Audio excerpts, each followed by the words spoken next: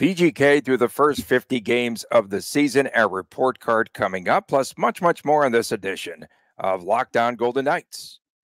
Your Locked On Golden Knights, your daily podcast on the Vegas Golden Knights, part of the Locked On Podcast Network. Your team every day.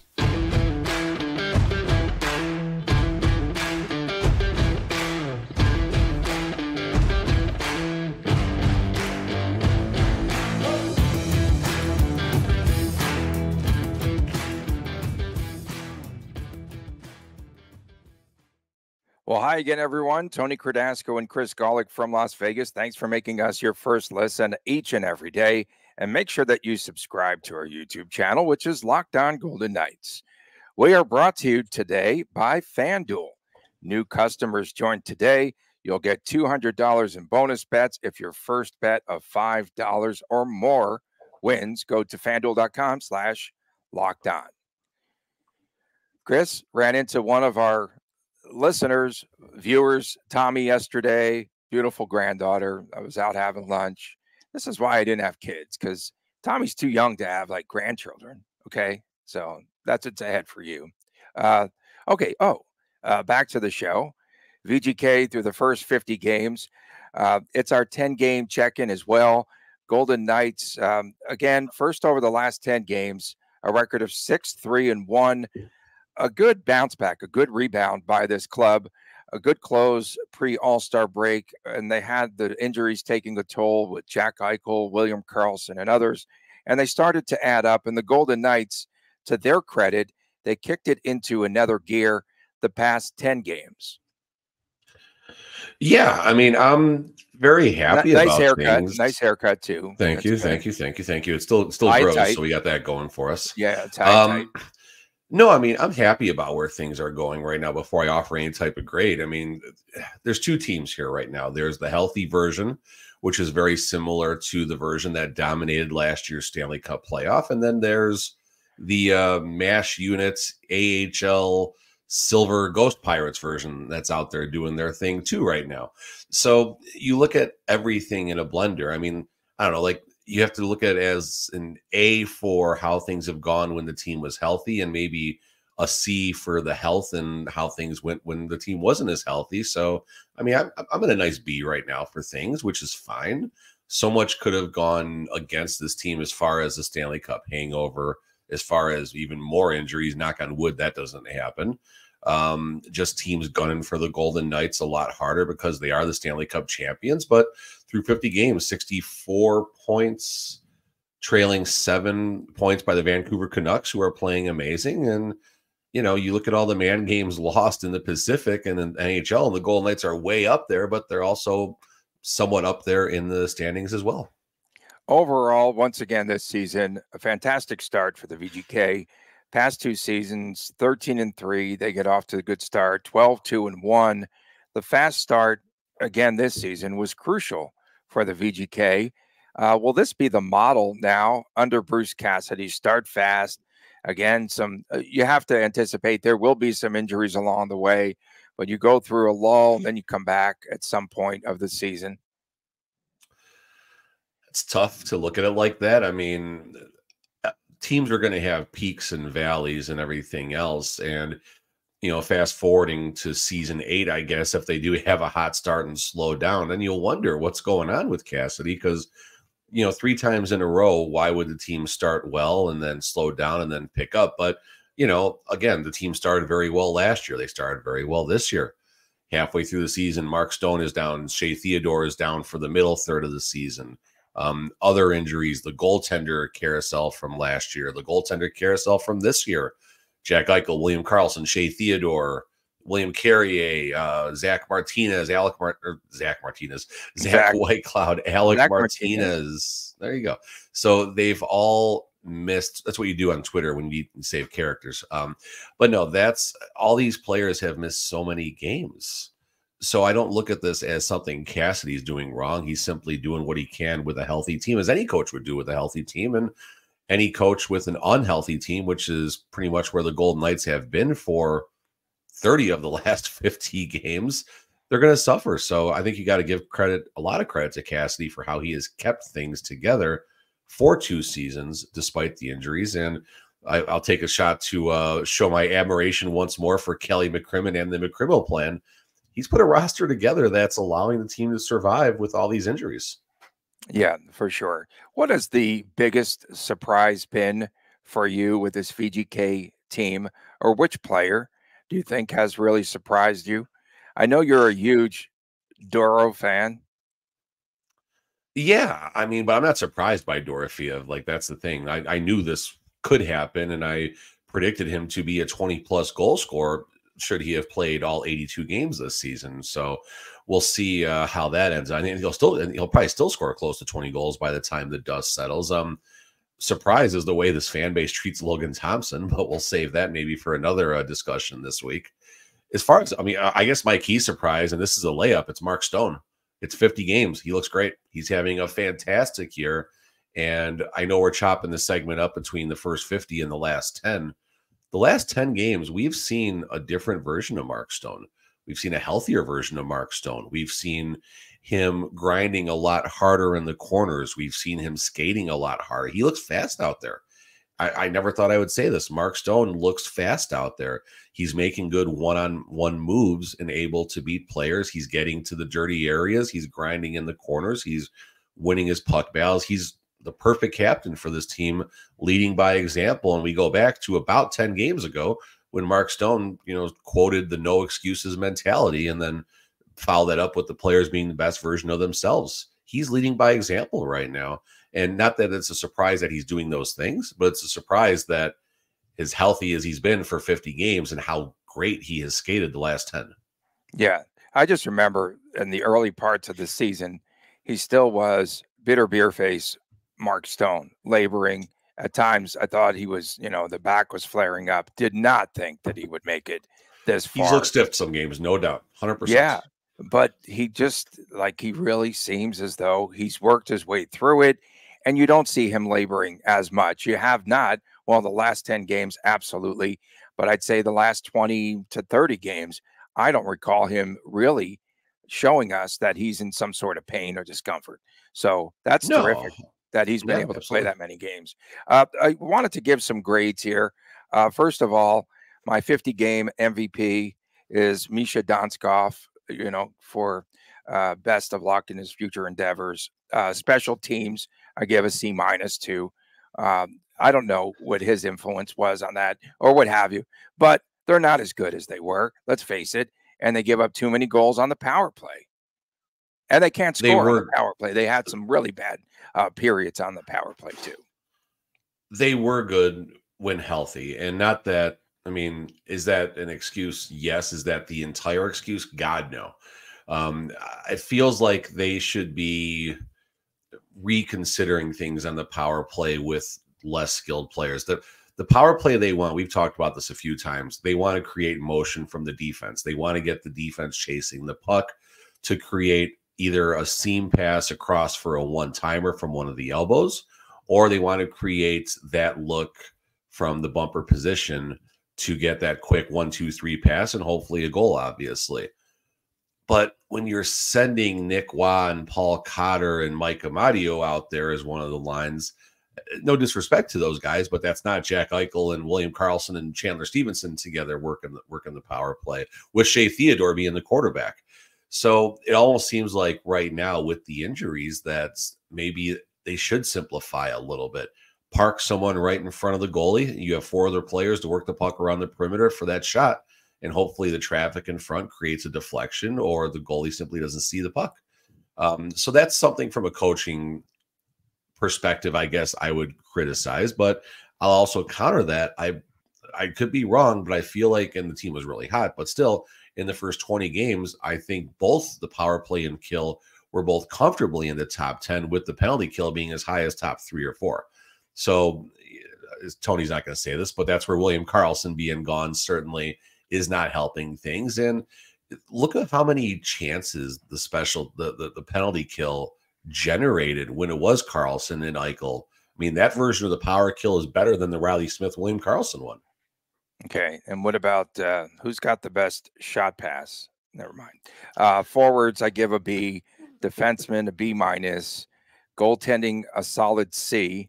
I still think they need an experienced third goalie because one of those two is going to go down. And then coaching, I give Cassidy a B. What are your thoughts? I don't know. I mean, it's so tough because like you almost got to grade the first 30 and the last 20 instead of putting it together as 50, but or 20 and 30 with the injuries. But as far as the forwards go and everything, I mean, Eichel's doing so well, but now he's hurt. I mean, I'm still giving like a nice high B plus to the forwards for what they've been able to do. Nick Waugh playing, in a different environments, doing very well up on the top line versus on the fourth line. You'd like to see the role players and specifically Cotter and Howden contribute a little bit more. Amadio's done a great job moving throughout the lineup. So I like a B plus for the forwards. As far as the defense goes, I mean, this is the healthiest they've been, but there's been some rough patches as well. So I think a nice like C to C plus is good. And Shea Theodore is a really good defenseman. He might knock that up to a B minus. It's an imperfect team, as we hear from Cassidy. It's definitely an imperfect aging decor. As far as the goalies go, I mean, listen, Adin Hill is the best goalie in the NHL, statistically speaking, in save percentage and goals against. Logan Thompson is battling through, whether it was injuries, whether it was fatigue, whatever it was. And, Logan gave the team, kept the team in position during his time as the workhorse, not even the starter, as the workhorse. So I'm going to go with a B for the goalies because you have to look at what Adin Hill's done. He's up high. You look at what Logan has done. He's not as high. Average them out, it's a B, right? There you go. Average it together. Okay. Coming up next, will VGK and Bruce Cassidy keep that new top line intact as players begin to return to the lineup? What will the lines look like when this team is healthy? We'll get to that when we return right here on Locked On Golden Knights. Happy Super Bowl to all that celebrate from FanDuel. It's America's #1 sports book. And if you are like us, Super Bowl Sunday is all about scoring the best seat on the couch. No, that's not me. Might be for the Golic fam, but definitely not me. I'm running around. And I'll be grabbing a lot of my favorite football snacks, as we know, be working a lot with snacks. And then we can play some super bets, and we definitely love all those propositions. What is higher, total yardage or the Bruce Cassidy tanning index? Jesus. Okay. Not only can you bet on who will win the Super Bowl in Super Bowl 58, but FanDuel also has bets for which players will score a touchdown, how many points will be scored, and so much more. New customers join today, and you will get a $200 bonus bet added to your account if your first $5 bet or more wins. Just visit FanDuel.com/lockedon to sign up today. That's FanDuel.com/lockedon. Make every moment more with FanDuel, an official sportsbook partner of the NFL. We are also brought to you today by another new sponsor. And we want to tell you about getting started on your New Year's resolutions with Factor so that you're ready for this new year. Factor is a ready-to-eat meal delivery system that takes the stress out of meal planning and sets you up for success in the new year. Skip the grocery stores, all that prep work and cooking fatigue. Instead, get chef-crafted, dietitian-approved meals delivered right to your door with over 35 meals to choose from, including options from Calorie Smart, vegan, keto, veggie, and much, much more. Plus, over 55 weekly add-ons. You will have a ton of nutrition and flavorful options to kickstart your resolution. Need a special occasion meal? Gourmet Plus is the perfect solution if you are looking for fast upscale options done easily. And when things get hectic, Factor is flexible. Change your order up to every week, and your plans could go from 4 to 18 meals per week, or pause and reschedule your deliveries each and every time. Factor has everything that you need for a week of flavorful, nutritious eats.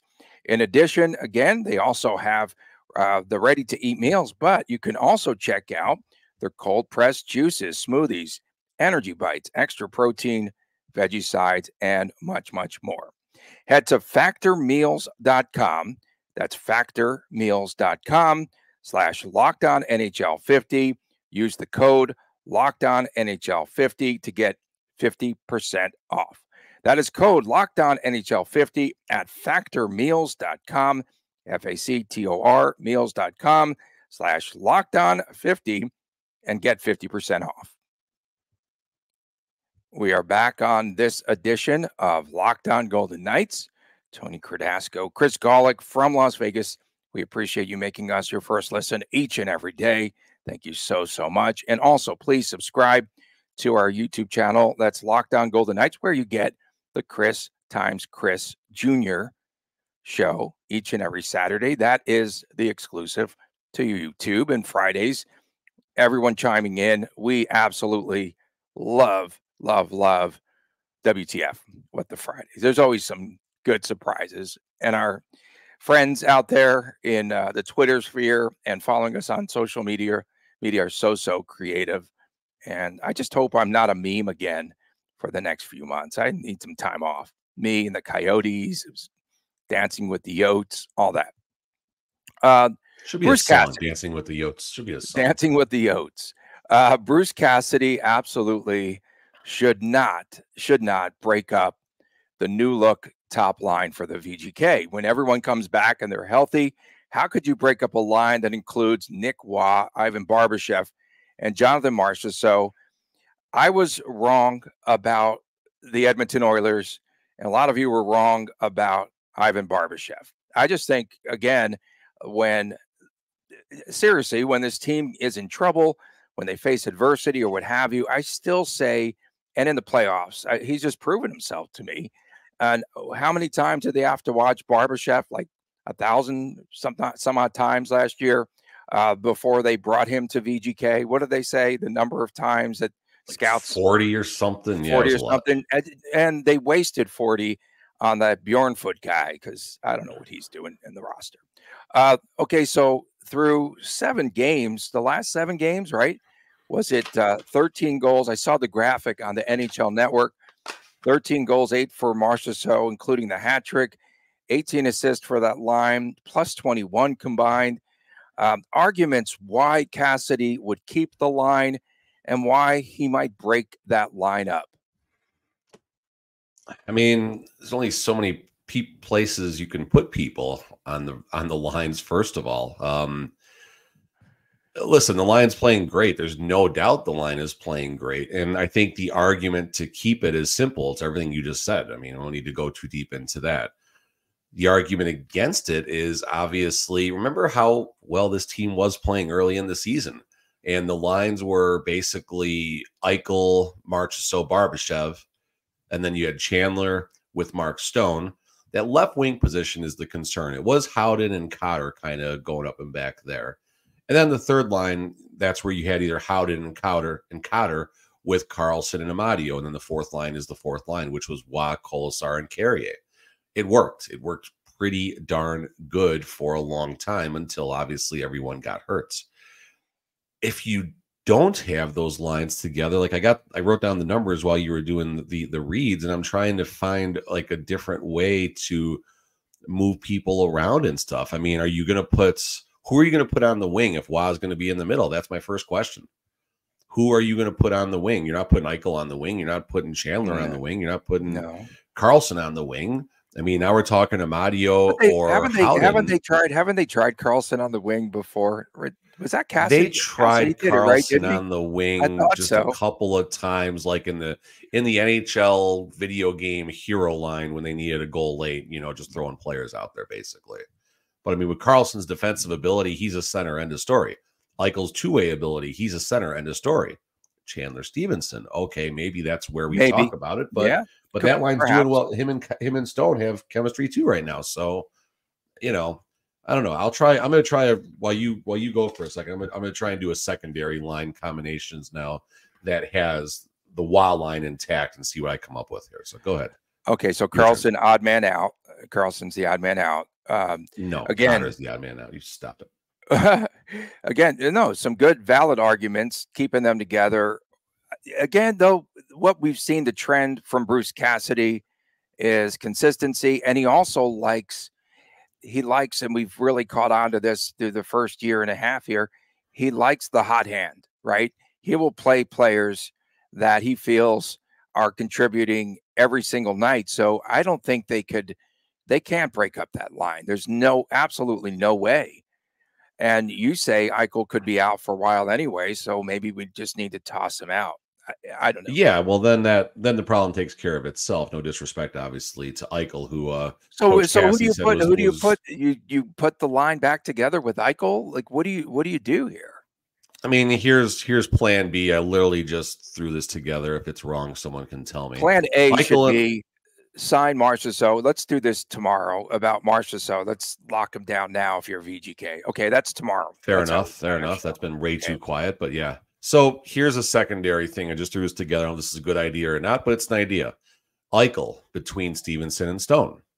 Okay. So now you still have Stevenson and Stone together for their chemistry, and Eichel will be just fine with those two fellas. And now you're going to keep the Nick Waugh line together with Barbashev and Marchessault. Is that your top Lines- line or number 2 or number 3? No, Eichel's on the top line. Stop it. Third line, I actually kind of like this line right here. William Karlsson with Dorofeev. Yeah, no, he should be a and Mike fourth. Amadio. He should be the fourth line center. Okay, And then now you so got you're Brett like him Howden with centering the Amadio and whom? Carlson, Amadio, Dorofeev. Dorofeev. I like okay. that line. Okay, that's And a good then line. on the bottom, you're going to go Howden, Colasar, and Carrier. And Carrier. Cotter again, Carrier. out, especially if we're talking a center being involved. But as long as Carrier is out, I think Cotter can be, very serviceable in that role. So that's your path to doing it. I don't hate it, honestly. Now that I wrote it down, I got a chance to look at it. But can Stevenson play the wing? That's the first question. The second question is, and he's in a contract. Nick Watkins. Nick Watkins. No disrespect. I agree with you about Stevenson. He's in a contract year too. Why wouldn't he jump in there and do whatever they want? He'll do anything he can, but right, it's just ability. I mean, it's not as easy. I think people bring back Friso. You got to win. Yeah, there you go. Friso. You watch baseball probably more than me, but there's a bigger difference between left field and right field or center field and left field. Sure, than people think. No, absolutely. Good point and good comparison. But yeah, we'll have to see what happens here. But I'm excited to see what those combinations will be. And I like the second one. Honestly, I think you've got a good one there. But no, I feel the second one is more balanced on the roster. I really do. I feel the first one with Eichel on top loads up on the top 6, and the bottom 6 become grinder lines. I think this gives 3 scoring lines with, of course, a good energy line. Coming up next, we're going to talk about who the real contenders are and who are the frauds, if you will, in the Pacific Division and in the West. Stay tuned. More on the way right after this on this edition of Locked On Golden Knights. Passion, drive, and patience, what brings home the winning trophy, is also what keeps your ride or die alive. eBay Motors has everything you need to maintain your vehicle and level it up to peak performance, from superchargers to roof racks, exhaust kits, LED headlights, and much, much more. And whether you are into speed, power, or style, eBay Motors has got you covered. With over 122 million parts to choose from for your number one ride or die, you will always find exactly what you are looking for. And with eBay Guaranteed Fit, your part is guaranteed to fit your ride every time or your money back. Because with eBay Motors, you are burning rubber and not cash. With all the parts that you need, the prices that you want, it's easy to turn your car into the most valuable player and to bring home that win. Keep your ride or die alive at ebaymotors.com. ebaymotors.com. Eligible items only. Exclusions apply. eBay Guaranteed Fit only available to U.S. customers. Welcome back to Locked On Golden Knights. Tony Cardasco, Chris Golick from Las Vegas, the city of Super Bowl 58. And the two teams staying at Lake Las Vegas. And I got the media rundown. So someone forgot to apply for credentials for the game for me. Thank you. So I won't be going to the game, but I do have to work anyway, in all fairness. And I should not use that as an excuse. They're going to have press conferences at Lake Las Vegas. It's a circumstance. There's no excuses. It is a circumstance. Thank you. Very good. Well timed.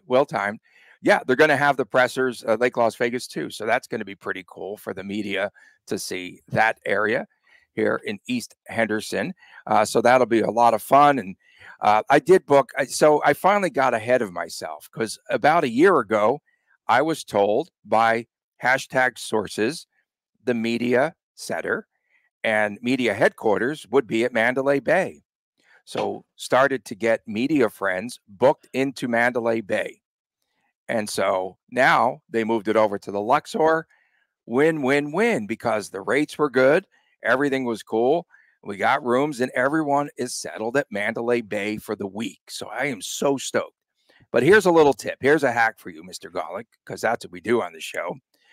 Rather than booking the group rate for a certain radio group amongst others, individually we booked the rooms. So we didn't get price gouged, for groups. So that's my story. We're looking forward to it. Super Bowl is going to be a blast. Did you just call us hacks earlier? What's that? Did you just call us hacks earlier? I called us hacks. Yes, I did. In a good way, in a positive way, in the most loving and kumbaya-ish way. VGK, the first team in the Pacific Division to, what a crutch, 50 games. Played so many more games than anyone else. But teams are still playing up until what? Tomorrow night, you said? So Vancouver on top by 7 points. And they have now VGK in second, but just 5 points. The points are dwindling there, and the gap is dwindling between VGK and the red hot Oilers. So looking forward to that first game back. Can VGK upset the Oilers? Have to be favored, right? They're going to have to be favored here, or at least even. Good. Let them be favored. That's great.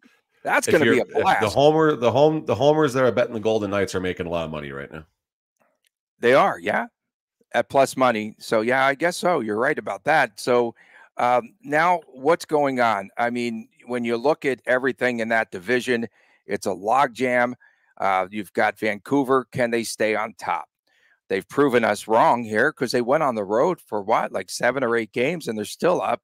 Sustainability, still up by 7 points there in the Pacific.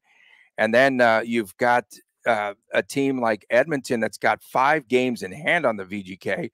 The Kings are just god-awful. I saw them at St. Louis the other night, Chris, minus 160. And again, they just stunk. They lost, I think, in overtime. They're 2-5-3 in their last Dubois. 10. Good job, Kings. Pierre-Luc Dubois. Good job. Oh, and they hate him, right? Doesn't Doughty, like he kind of said his name, but not really. He bus rolled Cassidy. People are concerned about their points instead of the team. And then Doughty goes out the next game and lays an egg as well. So, yeah, just bad all around. They're not very good, like, obviously. And they really had an opportunity. They were creeping up on the VGK. And then they went through this slump, and they just can't win. And they also had all these games in hand, but they weren't able to capitalize. Yeah, so, I mean, listen, if we're going to talk about contenders and frauds, I'm just going to immediately drop the Kings, Kraken, Flames, Ducks, and, of course, the Sharks from the conversation, and we're going to put them in the fraud category.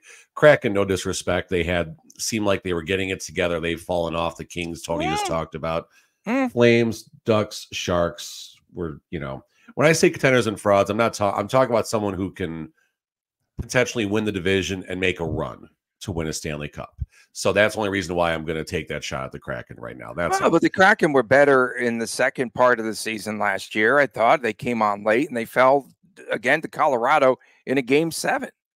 No, and listen, they could be Dallas in game 7, but They beat Colorado in game 7. They beat Colorado, but they lost to Dallas in game 7. So. Right. Yeah. So they could definitely do something, but just right now, I mean, there's only 8 teams in the division, and I think 3 of them stand apart. So Vancouver Canucks very quickly, obviously a contender. Thatcher Demko is playing great. All the forwards and defense are getting it done. Quinn Hughes is playing at a Norris level consideration, and you got a coach with Stanley Cup pedigree, Rick Tocchet.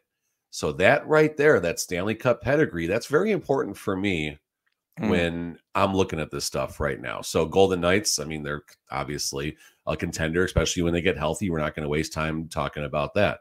That leaves one other team, the Edmonton Oilers. Are they contenders or are they frauds? Well, they're playing well. They're keying in on the longest winning streak in the history of the NHL, right? So how can I call them a fraud? Well, they don't got a coach. They don't have a coach. They, again, screwed the pooch here. I don't know if I can say that on this, but I just did. No, you can't. By hiring someone who... An AHL coach. Did great in WHL assistant. Good for you, buddy. You won with the Kootenay Ice in the WHL, a championship, and the Erie Otters in the OHL. Good job. Kootenay? I don't know how you say it. Kootenay, I don't know. Kootenay, I don't know. And then, okay, now he's the Hartford Wolfpack coach, out in the playoffs, lost in round 2, and boom, he's all of a sudden this NHL caliber coach that is going to lead the Edmonton Oilers to the Stanley Cup. No, he's not. Knobloch, I think, has done probably something really good, but the Edmonton Oilers keep finding ways to screw things up in the most important spot. Like, I think the perspective is, well, we got McDavid, we got Draisaitl, we got all these amazing players. You know, they just need a coach to manage the games. When Chris Knobloch lines up against Coach Cassidy, when Coach Knobloch lines up against Coach Cassidy, when he lines up against Coach Tocchet, when he lines up against Colorado, why am I drawing a blank? Bednar, Coach Bednar. Jared Bednar. Or he gets across from, someone like Peter Laviolette in the Stanley Cup final. Just get way ahead of ourselves here for a second. He's going to get out coached. And I think, maybe my friend David Staples from the Edmonton Journal is going to check out this segment right now and bookmark it for April, because right now what I'm saying will potentially come to fruition in the first or second round of the playoffs when Chris Knobloch needs to win a playoff series. I'll say this again. Give me the best coach. Give me the best goaltender, and we'll go uphill from there as far as sorting out and handicapping a playoff series. Stu Skinner's playing great, so he might be equal to a lot of the goalies right now out there. But Chris Knobloch is going to be, maybe he's going to, listen, maybe Knobloch's going to be this amazing coach and it's not going to matter. And if that happens, good for Knobloch. But the Oilers just want to keep, this is the wrong position to develop talent. You don't develop talent at the coaching position when you have that type of roster. So for that, long story longer, Edmonton Oilers are frauds. Whoa. Not so fast. Edmonton. So the last 20 games, this is how quickly teams are closing on the VGK. Edmonton 17-3-0, 16-game win streak. 34 points compared to 19 for VGK, last 20. Vancouver, 32 points. Seattle, 29 points. They've gained 10 points on the VGK. And Gary, 23 points. So they're all closing ground on the Vegas Golden Knights. But we've seen this act before. Teams get close, and then VGK pulls away. It's just amazing that teams cannot capitalize on the Golden Knights and anything that they go through adversely. The Golden Knights still have another gear to shift into right now as the team gets healthy. They have that playoff gear, and then they have the playoff gear that'll start in the regular season. And then they have the additional playoff gear that they're going to shift into once the playoffs do start. We saw this last year. This isn't me being a homer. This is me acknowledging the reality of what we saw in the Golden Knights last year. Now, listen, maybe the Oilers got another gear. I feel like the Oilers are peaking right now. And if I'm wrong and they're not peaking right now, holy God, is this going to be one of the best runs we're ever going to witness? Because the Oilers, if they keep this up, it will be an amazing run if they do win the Stanley Cup. And I will gladly eat my words and take everything that people want to flick my way. And, I'll be glad to acknowledge it, because I want to see McDavid win a Stanley Cup. I really want McDavid to win a Stanley Cup. One, because of the talent, and two, it'll help my hockey card collection that will, possibly get another digit. So I'm okay with it. I'm okay with it. Yeah, I can't wait for McDavid to just scorch Vegas Bjorn in that game coming up. He didn't do it last year, Tony. Stop yeah, he did. That was all. Acknowledge reality, Tony. Acknowledge reality, Tony. That was that coach that's no longer there, just making up nonsense. Okay, coming up on tomorrow's show, we already have our first topic. Pay Jonathan Marchessault. Pay him. And we're going to get into that, okay? Can we do that from the get-go? I'm not going to agree with you, but we can do it. For my man, Chris Ladybug Golick, I'm Tony Credasco from Las Vegas. So I have to write on the napkin our topic. Hold on, wait a minute. Yeah, write it on the napkin and take a photo. Now take us some. And screenshot it. Okay. And don't forget, especially our everydayers, to tune in, chime in.